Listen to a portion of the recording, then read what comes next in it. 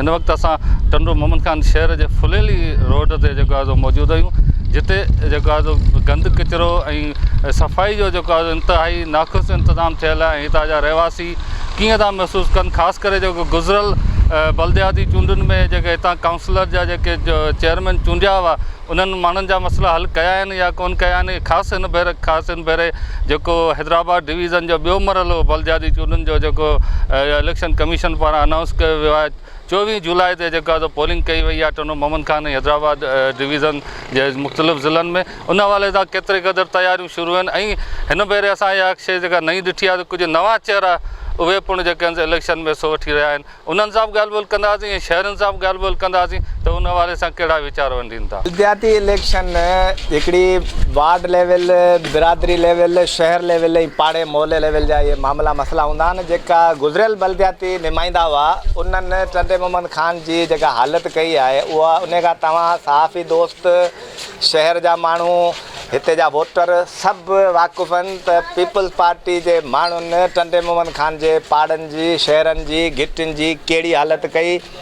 इन्हनि जे गुज़िरियल वक़्त में वाटर सप्लाई जो पाणी लाइ माण्हू सिक न रहिया। जेकॾहिं को 2, 3, 5 ॾींहंनि खां पोइ पाणी आयो तॾहिं बि गटर वारो पाणी आयो। एतिरे क़दुरु मस्जिदुनि में वज़ू करण जो पाणी बि कोन हो।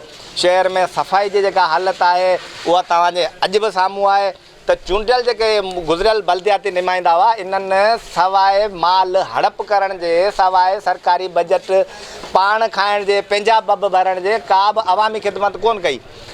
ईंदड़ जेका हींअर इलेक्शन आहे 24 जुलाई ते, इन में हाणे असां इन्हनि जी हालतूं ॾिसी करे मजबूरन असां पाण जेको आहे सो आज़ादु उम्मीदवार तौर ते इलेक्शन में वेहण जो फ़ैसिलो कयो आहे।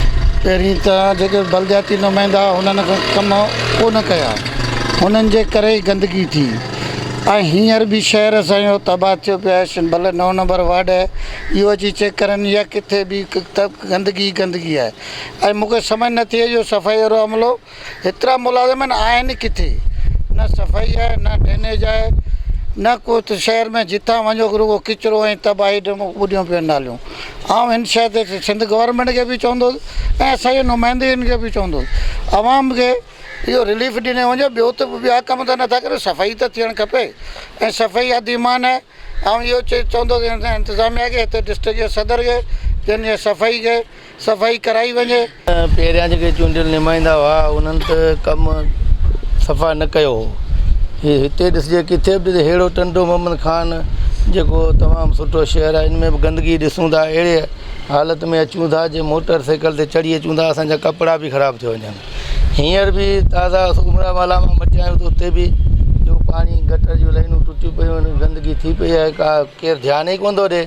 हींअर असां आवाम वटि बि कहिड़े मुंहं सां वरी हलंदासीं जेको वोट वठण लाइ, उन्हनि खे छा चवंदासीं। एतिरो त हुजे जेको सफ़ाई सुथराई शहर में कुझु कमु जेको ड्रेनेज जो या ॿियो को वाटर सप्लाई जो हुजे या सफ़ाई जो हुजे, कहिड़ो बि कमु थियणु घुरिजनि।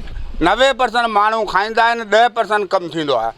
इन में जेको आहे सो अवाम जी बि ग़लती आहे, नुमाइंदनि जी बि ग़लती आहे। हिते जा तमामु जेके इदारा आहिनि उहे बि हिननि सां मिली भगत कंदा आहिनि। पोइ उन में MP हुजे, MNA हुजे या सियासी समाजी पार्टी हुजनि या कॉम्पर्स हुजनि, इहे समूरा ज़िम्मेवार आहिनि। स्टाफ मीर रसूल भाई जे दौर में छा हो स्टाफ आंगुरियुनि ते गिणण जेतिरा, तॾहिं बि टंडो खानी तव्हां पोजीशन ॾिसो।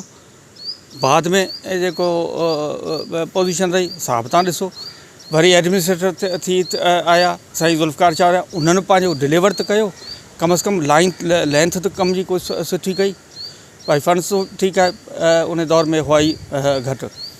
भई असीं कंहिं बि लिहाज़ सां आऊं त बल्कि छा, पर कंहिं बि टंडो मोहम्मद खान अगरि तव्हां जनरली तव्हांखे दावत ॾियां त सर्वे कराए ॾिसो, उन खां तव्हां हा आम पब्लिक गाॾे वारे खां मिसकीन ग़रीब जेको बि कमु करे थो, हले थो रोड ते, उन खां तव्हां पुछो, तव्हां रिज़ल्ट ॿुधाईंदो छा आहे। पहिरीं बलदियात जो इलेक्शन थियो, उन में मुकमल करप्शन कई वई आहे।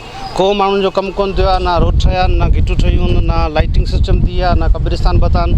त ताज़ो तव्हांखे मिसाल ॾींदो हलां त टंडे मोहम्मद खान ज़िले में 28 UCU आहिनि, 3 टाउन कमेटियूं आहिनि।